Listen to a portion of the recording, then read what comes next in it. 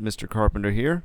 We're going to look at how to graph a line that passes through 2 points. We have their points -2, -1, and -6, 5.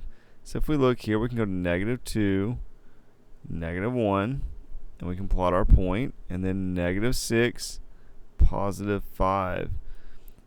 Now, once we do that, we can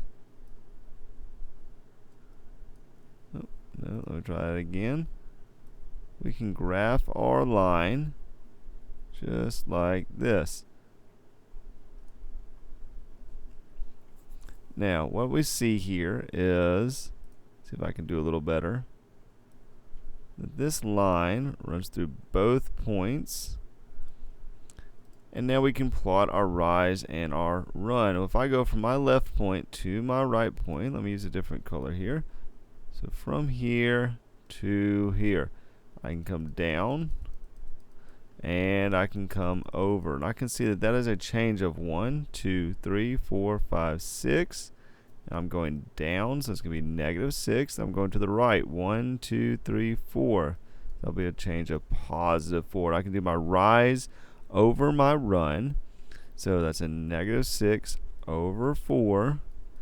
And I can make that a reduced fraction of -3/2. Again, if I'm not comfortable reducing my fractions, I can go to my calculator, type in -6 divided by 4, and I'll get my -3/2 fraction right here.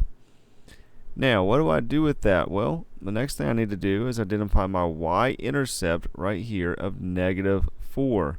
So, when I identify that y-intercept of -4, now I can write this in either slope-intercept of y equals -3/2 x minus 4, or I could write it in point-slope form. Y minus, and I can use either one of my points here. I'll use this first point right here.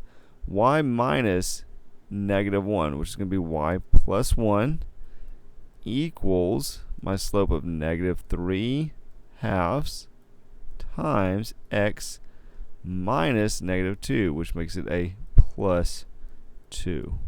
Y minus y1 equals my slope -3/2 times x minus x1, which is +2.